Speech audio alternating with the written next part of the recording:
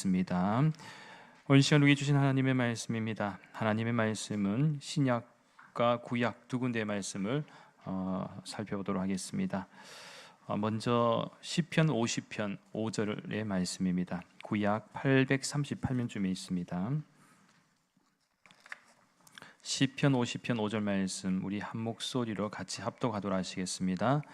이르시되 나의 성도들을 내 앞에 모으라. 그들은 제사로 나와 언약한 이들이니라 하시도다. 아멘. 신약 성경 로마서 12장 1절 말씀입니다. 신약 256년쯤입니다. 역시 한 목소리 같이 합독하도록 하시겠습니다. 그러므로 형제들아 내가 하나님의 모든 자비하심으로 너희를 권하노니 너희 몸을 하나님이 기뻐하시는 거룩한 산 제물로 드리라. 이는 너희가 드릴 영적 예배니라. 아멘. 할렐루야. 오늘은 새로운 2023년의 한 해를 시작하는 신년주일 예배로 하나님께 드려지게 되었습니다. 특별히 작년 연말 25일 성탄절에 우리가 송년주일 예배로 또 이렇게 한꺼번에 드리게 되는 그런 일들도 있었습니다만 작년에 그러니까 지난주입니다. 그렇죠? 아주 오래된 것 같지만 지난주였고요.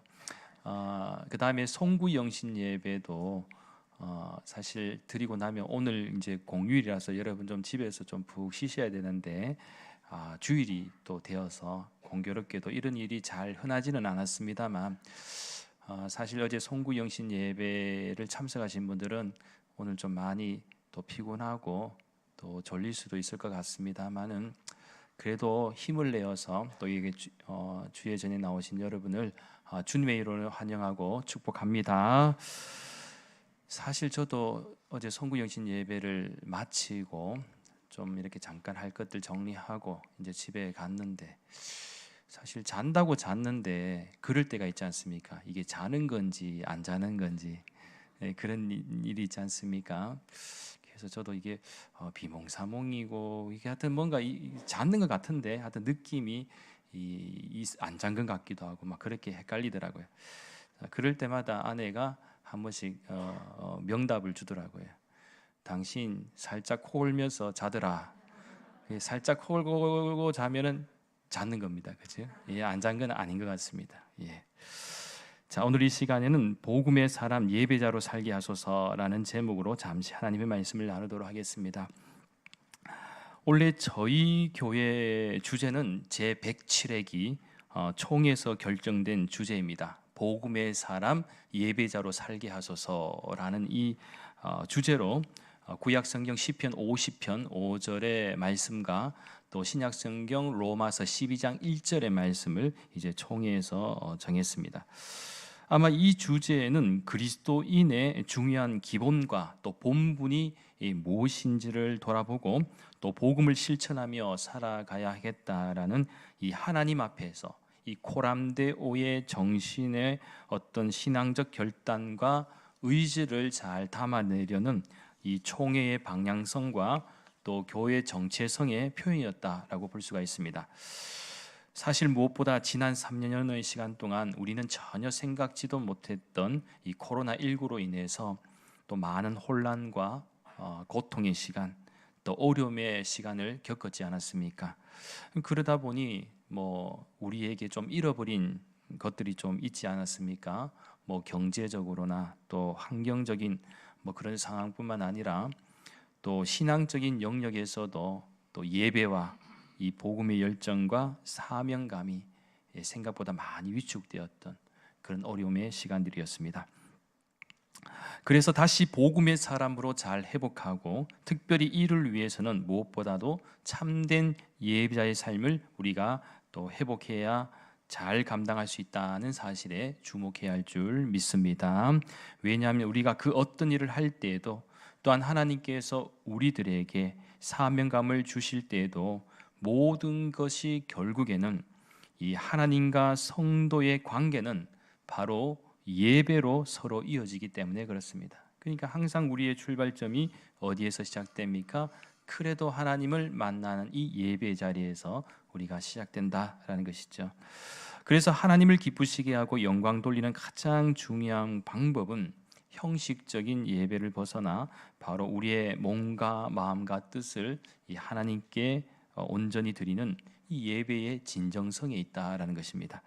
따라서 우리가 예배의 진정성을 담아서 온전한 예배, 이 거룩한 예배를 이 하나님께 드릴 때 하나님께서는 우리들이 세상 속에서 더 이상 위축되지 않고 이 복음의 사람들로 담대하게 나아갈 수 있는 힘과 용기, 믿음을 허락해 주실 줄 믿습니다.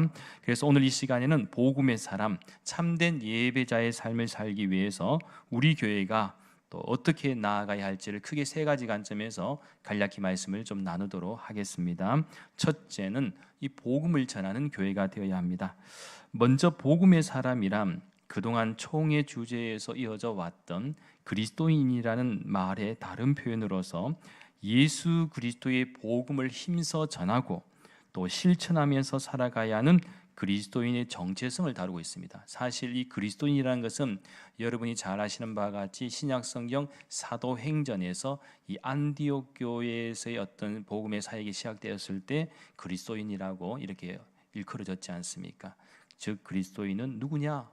바로 예수님의 복음을 전하는 사람들이다라는 것입니다. 그래서 이 한국 교회가 이 회복해야 할 가장 본질적이고도 중요한 주제는 이 복음을 전하는 일입니다.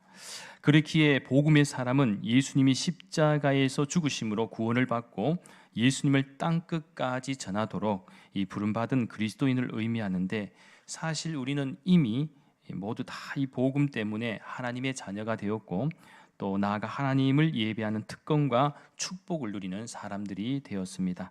따라서 우리가 복음을 전하지 않고서는 절대로 하나님의 나라와 의를 이룰 수도 없고, 또 특별히 복음을 전하지 않는 교회는 생명력을 잃어버리게 된다는 사실을 꼭 기억하시기 바랍니다. 이는 마치 한국 사회가 요즘 어떻습니까? 출산율에 있어서는 전 세계적으로 지금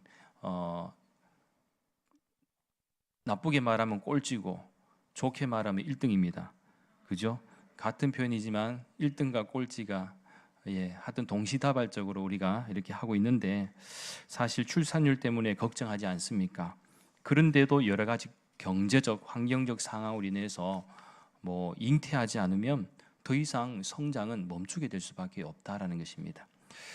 마찬가지로 이 복음화율이 급격히 떨어져서 걱정된다고 하면서도 이 복음을 전하지 않으면서 이 뭔가를 성장하겠다, 절대로 그런 일은 있을 수가 없다라는 것이죠. 우리는 이러한 사실을 꼭 기억해야 될 줄 믿습니다. 그래서 올 한 해는 우리 교회가 복음의 사명을 잘 감당해서 성장하는 은혜로운 교회, 또 건강한 교회가 될 수 있기를 간절히 소망합니다. 둘째는 예배가 살아있는 교회가 되어야 합니다. 구약의 제사는 희생 제물을 죽여서 살과 피로 드리는 제사였습니다. 그러니까 여러분, 구약의 제사를 좀 생각해 보면, 연상해 보면 얼마나 이 생동감이 있겠습니까? 아주 사실적이지 않겠습니까? 특히 피를 무서워하는 사람에게는 그것만큼 선명하게 다가오지 않습니다. 그렇죠? 얼마나 선명하게 이 피를 보면서 피를 흘리는 제사, 이 살을 각을 뜨는 이 어떤 이런 제사는 너무너무도 현실적이고 생동감 있게 다가오죠. 자, 그런데 신약 시대에는 예수님께서 이 십자가의 사건을 통해서 예수님께서 단번에 영원한 제물이 되셨습니다. 그러니까 구약의 제사는 우리의 죄와 허물을 이 짐승을 통해서 하나님께 드려짐으로써 이렇게 용서함을 받았다면, 사함을 받았다면, 신약에 와서는 예수님께서 이 십자가를 통해서 우리의 모든 죄와 허물을 예수님께서 희생하심으로 사해 주셨다라는 것입니다. 그렇게 우리는 다시 또 짐승을 잡을 필요가 없습니다. 대신에 지금은 예배를 드리는 우리 자신이 바로 희생 제물이 되어서 거룩한 산 제물로 하나님께 드려야 한다라는 것입니다. 그래서 오늘 본문 로마서 12장 1절 말씀에서 무엇이라고 사도 바울이 강조하고 있습니까? 그러므로 형제들아, 내가 하나님의 모든 자비하심으로 너희를 권하노니 너희 몸을 하나님이 기뻐하시는 거룩한 산 제물로 드리라, 그렇게 강조하고 있습니다. 참고로 여기서 거룩한 산 제물이 된다라는 것은 하나님과의 관계에서도 참 중요하지만 여기서 조금만 더 생각하면 확장성을 가지고 있습니다. 세상을 향한 이 확장성을 가지고 있는데 삶 속에서 다른 사람을 위하고 존중하며 함께 기뻐하고 반응해주며 또 타인을 위해 희생하는 삶의 실천하는 것을 또 의미하기도 합니다. 때로는 내 자존심이 망가지고 스타일이 구겨져도 또한 아무런 보상이 없을지라도 하나님의 뜻이 이루어진다면, 하나님의 선하신 뜻이 이 땅 가운데 이루어질 수만 있다면 기꺼이 내 자신이 하나님을 위한 거룩한 산 제물로 드려줄 수 있도록 나아가는 것이 바로 이 거룩한 예배의 가장 중요한 핵심이다라는 것입니다. 살아있는 예배의 핵심입니다. 자, 그렇다면 우리가 하나님께서 기뻐하시고 살아있는 예배가 되기 위해서는 어떻게 해야 할까요? 오늘 보면 시편 50편 5절 말씀에 주목합니다. 이르시되 나의 성도들을 내 앞에 모으라. 그들은 제사로 나와 언약한 이들이니라 하시도다. 즉 우리가 하나님의 자녀가 되었다면 예배를 통해 하나님과 언약을 맺은 성도다라는 사실을 잊지 말아야 합니다. 그리고 하나님은 나의 성도들을 내 앞에 모으라고 말씀하셨는데 하나님께 드리는 예배는 공동체의 예배가 되어야 한다라는 사실을 우리들에게 잘 가르쳐주고 있는 대목입니다. 그러니까 여러분, 신앙생활 가운데 예배생활, 특별히 예배생활이 혼자 잘할 수 있을까요? 절대 혼자서 잘할 수 없습니다. 하나님께서 이 말씀을 하셨을 때에도 내 백성을 성도를 모으라고 하실 때는 예배를 잘 드려서 모으라 했을까요? 그렇지가 않습니다. 실제적으로 이스라엘 백성들이 역사 속에서도 하나님께 온전한 예배를 잘 드릴 때도 있었지만 그렇지 못할 때도 얼마나 많았는지 모릅니다. 그런데 신앙생활은 혼자 하면 항상 힘이 듭니다. 그런데 함께 할 때는 힘들지가 않습니다. 함께 할 때는 은혜가 배가 됩니다. 그런 의미에서 이스라엘은 하나님과 또 제사로 언약한 거룩한 성도로서의 특별히 제사에 대한 책임과 의무가 있었습니다. 그러나 실제적으로 그들의 역사 가운데 제사의 참된 의미와 정신은 사라지고 나아가 형식적이고 의식적인 제사로 변질된 순간들도 많았습니다. 그렇다 보니 제사에 참여할 때 느끼는 기쁨과 환희는 사라지고 또 의무와 책임만이 강조되는 종교적인 의식으로 전락해 버렸습니다. 그래서 예수님께서도 이러한 형식적이고도 종교적인 의식에만 갇혀 있는 이 사람들을 책망하기도 하셨지 않습니까? 따라서 하나님이 기쁘시게 받으시는 예배, 살아있는 예배가 되기 위해서는 가장 중요한 방법은 바로 진정성에 있습니다. 우리의 마음을 온전하게 하나님께 드릴 수 있는 진정성. 이 예배의 진정성은 어떤 횟수나 제물의 종류나 양이 아니라 이 진정성 속에는 하나님께 정말 감사할 수 있는, 하나님의 은혜에 감사할 수 있는 마음이 있어야 하고 또 나아가 기쁘고 즐거울 때에만 감사하는 것이 아니고 때로는 원치 않은 고난과 환난 중에서도 기꺼이 예배로의 부름에 응답하여 감사함으로 하나님 앞에 나와 공동체가 함께 예배 드리는 것이 중요하다라는 것입니다. 그래서 예배라는 것이 항상 기분 좋으면 예배 드리고 기분 나쁘면 안 드리고 내 마음대로 하는 것이 감정에 의해서 드린 것이 절대로 아니다라는 것입니다. 우리는 좋을 때든 기쁠 때든 또 나쁠 때든 그 어느 때는 상관없이 언제나 우리의 중심은 항상 하나님 앞에 나올 때는 내 어떤 개인적인 감정이 아니라 모든 것을 다 내려놓고 주님 앞에 겸손하게 나와야 된다라는 사실을 꼭 기억하시기 바랍니다. 하나님의 백성은 하나님께 예배하는 성도들입니다. 부름을 받은 사람들입니다. 특별히 하나님과 예배로 언약을 맺은 사람들입니다. 그렇기에 우리에게 회복되어야 할 가장 중요한 예배는 지금 바로 현장에서 함께 드리는 예배다. 교회는요, 자꾸 나와야 됩니다. 자꾸 나와야지 은혜가 깊어집니다. 그렇지 않습니까? 교회에 잘 나오지 않고 여러분 자꾸 세속적인 만일 세속적인 곳으로 자꾸 빠져보십시오. 은혜가 멀어집니다. 그럴 수밖에 없죠.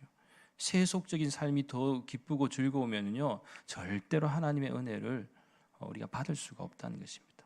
어쨌든 한 주간의 삶을 살든 한 달의 삶을 살든 1년의 삶을 살든 우리가 은혜롭고 또 하나님의 백성답게 살기 위해서는 어떻게든 이 주의 전에 나와야 된다. 예배 자리에 나와서 그 모든 은혜의 출발점을, 하나님과 만나는 그 출발점을 이 예배 자리에서 시작해야 할 줄 믿습니다. 그래서 어떻게든 여러분 올 한 해는 예배에 승리하고 예배의 진정성을 회복하고, 그뿐만 아니라 이 예배의 진정성이 회복되면 우리는 삶으로도 이어지는 예배자가 될 수 있음을 기억하십시오. 그리고 하나님께 영광 돌리며 또 세상을 이롭게 하는 예배자가 될 수 있다는 사실을 꼭 믿으시기 바랍니다. 그리고 한번 생각해 보십시오. 최고의 예배의 모델은 바로 우리가 믿고 고백하는 예수님이십니다. 왜냐하면 예수님께서 십자가에서 보이신 순종과 죽음은 그냥 되어지는 것이 아니라 하나님을 사랑하고 만나는 이 예배를 통하여 역사하기 때문입니다.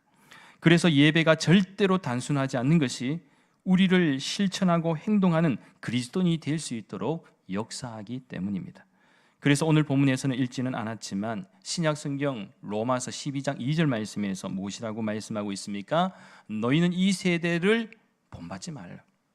오직 마음을 새롭게 함으로써 변화를 받아 하나님의 선하시고 기뻐하시고 온전하신 뜻이 무엇인지 뭐라고요? 분별하도록 하라. 그러니까 참된 예배자는요 세상으로 확장됩니다. 세상으로 확장됩니다. 그리고 하나님께서는 참된 예배자들에게는 이 모든 것이 가능하도록 인도하시고 역사하여 주십니다. 그렇습니다. 하나님의 원리와 세상의 원리는 다르지요.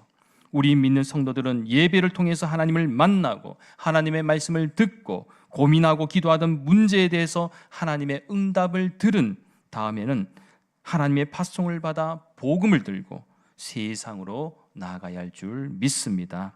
그래서요 자신을 영적으로 하나님을 위한 거룩한 산 제물로 드린 사람은 예수님의 부르심과 같이 세상의 빛으로 소금으로 살아갈 수 있다라는 것입니다.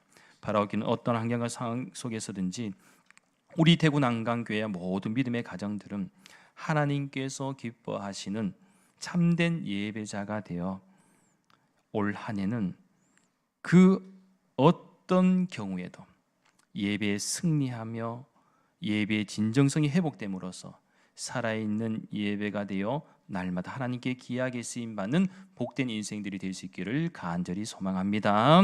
마지막 셋째는 우리는 반드시 부흥과 성장을 이루는 교회가 되어야 합니다. 왜냐하면 부흥과 성장은 하나님께서 원하시는 믿음과 삶이기 때문입니다. 그렇게 진정한 부흥의 의미는 다시 하나님께로 돌아가는 것인데, 하나님께로 돌아가는 인생은 다시 살아나고 회복하는 역사가 있게 됩니다. 그리고 거기서 멈추지 않고 성장하게 되어 있습니다. 한번 생각해 보십시오. 하나님을 떠난 인생이 어찌 하나님을 기쁘시게 할 수 있고 영광 돌릴 수 있겠습니까? 그리고 여기서 꼭 기억해야 할 중요한 교훈은, 여러분 올 한 해는 적어도 예배에 성공할 수 있기를 간절히 소망합니다. 그렇게 되기 위해서는 절대로 혼자서 신앙생활을 잘할 수가 없습니다. 특별히 요즘 현대는 개인주의 성향이 너무 강하고 만연해서 신앙생활도 자기 중심적으로 하려는 경향이 많습니다. 예를 들면 주말이면 가족 여행이나 여가 활동을 즐기는 사람들이 많아지면서 주일에 굳이 본교에 출석하지 않고도 예배 드릴 수 있는 방법을 찾는 사람들이 늘어나고 있습니다. 그런데요, 글쎄요, 이러한 모습들이 과연 하나님 보시기에 바람직할까? 물론 어떤 개인의 형편과 상황 또 마음을 그렇게 존중하지 말라는 것은 아닙니다. 존중할 수 있지요.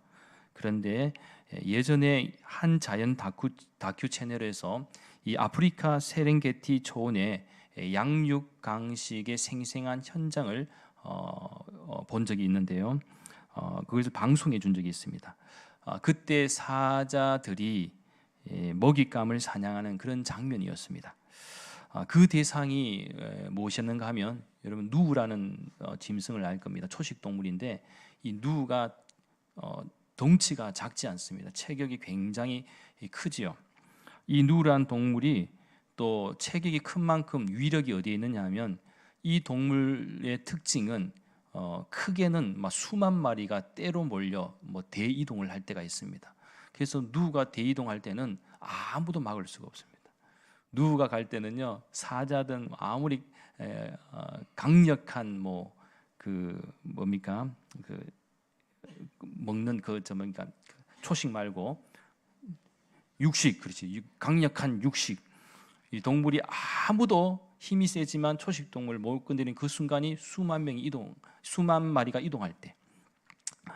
그리고 보통 때에도 최소 30에서 50마리 정도가 무리를 지으면서 다닙니다. 그래서 예를 들어서 사자가 공격하든지 이렇게 하면은 누가 그래도 덩치가 있으니까 여러 마리가 한꺼번에 방어해 버리면 절대로 막을 수가 없죠. 그러니까 공격을 할 수가 없다는 것입니다. 자, 그런데 어린 누 한 마리가 호기심이 생겼는지 아니면 사춘기 반항심이 생겨서 그런지는 잘 모르겠는데 무리로부터 잠깐 멀리 떨어져 나와서 이곳저곳을 뛰어다니고 있었습니다. 한마디로 혼자만의 자유를 누리고 있었다는 것이죠. 그런데 여러분, 어떻게 되었을까요? 육식 동물들은요, 절대로 그 타이밍을, 기회를 놓치지 않습니다. 맹수인 사자들이 홀로 떨어져 있는 어린 누를 공격했고 그 누는 결국 사자들의 먹잇감이 되어버렸습니다. 사실 그 영상을 보면서도 제가 보면서 어린 누에게 말하고 싶더라고요. 야, 네 혼자 돌아다니면 안 된다. 돌아다니다가 잡혀 먹힌다. 그런데 여러분, 이 마음이 영상을 보면요, 나타나요. 똑같이 느껴져요. 왠 줄 아십니까? 사자들이 벌떼같이 달라서 뜯어먹을 때 잔인해요. 너무 잔인해요. 그런데 이 동물의 세계, 양육강식이 지배하는 세상이니까, 그렇죠? 어떡하겠습니까? 이 혼자 떨어지니까 이렇게 희생을 당할 수밖에 없다는 것입니다. 마찬가지로 어쩌면 교회와 성도의 관계도 이와 같을지도 모른다. 즉, 신앙생활은 절대로 혼자가 잘 감당할 수 있는 것이 아니다. 혼자서 잘 감당할 수 있는 것이 아니다. 그러면서 여러분 한번 생각해 보십시오. 왜 하나님께서 교회라는 공동체를 주셨는지, 우리 대구 난강교회를 주셨는지를 한번 생각해 보십시오. 그냥 단순한 의미에서 교회를 주신 게 아닙니다. 가장 중요한 원리는 바로 하나님께서 우리들이 합력하여 하나님의 선하신 뜻을 이루기를 원하시고 그 중심에 바로 복음과 예배가 있다라는 것입니다. 따라서 내가 살기 위해서도 교회가 살아야 할 줄 믿습니다. 그리고 살아있는 교회는 영적으로 힘이 있는 교회가 되고, 힘 있는 교회는 곧 힘이 있는 가정이 될 수 있습니다. 세상 속에서도 선한 영향력과 소금과 빛의 사명을 잘 감당할 수 있는 성도의 믿음과 삶이 될 수 있다라는 사실입니다. 저는 이러한 은혜와 축복이 우리 대구 난강교회 모든 믿음의 가정들에게 있기를 간절히 소망합니다. 따라서 지금 한국교회뿐만 아니라 세계교회가 그 어느 때보다 어려운 시대임을 그 누구나가 다 알고 있습니다. 몰라서가 아닙니다. 그러나 지금 우리에게 필요한 것은 단순히 생존의 개념이 아니라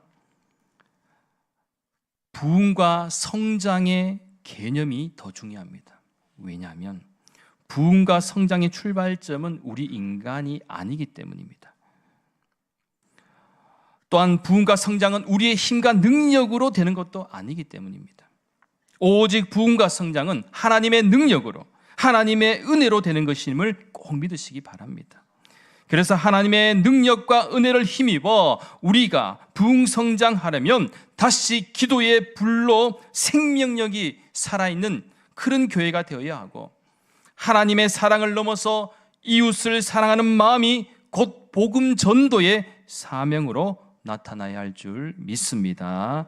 사랑하는 여러분, 이제 말씀을 정리합니다. 우리는 모두 하나님의 영광을 위한 복음의 사람이자 예배자입니다. 그렇게 이 시간 새롭게 결단한 마음으로 오늘 주신 말씀 3가지, 올 한 해는 우리 대구 난강교회가 복음을 전하는 교회가 되고 예배가 살아있는 교회가 되며 나아가 반드시 부흥과 성장을 이루는 교회가 되어 우리 교회가 살고 여러분의 가정이 살고 나아가 우리의 일터와 삶의 터전이 회복되고 살아나는 놀라운 은혜와 역사가 있기를 예수님의 이름으로 간절히 축원합니다. 기도드리겠습니다. 거룩하신 하나님, 새로운 2023년의 시간을 믿음으로 결단하며 출발합니다. 새롭게 하시는 주님의 성령이 앞으로 저희들의 가정생활과 교회생활, 사회생활 가운데 복을 주시고 하나님을 기쁘시게 하며 영광 돌리는 데 부족함 없도록 인도하여 주시옵소서. 특별히 이 일을 위해 오늘 주신 말씀처럼 우리는 모두 하나님의 영광을 위한 복음의 사람이자 예배자인데, 우리 대구 난강교회가 복음을 전하는 교회가 되고 또 예배가 살아있는 교회가 되며 나아가 반드시 부흥과 성장을 이루는 복된 교회가 되어 우리 교회가 살고 가정이 살며 나아가 우리의 일터와 삶의 터전이 살아나는 놀라운 은혜와 역사가 있게 하여 주시옵소서. 감사드리며 모든 말씀 거룩하신 예수님의 이름으로 간절히 기도하옵나이다. 아멘.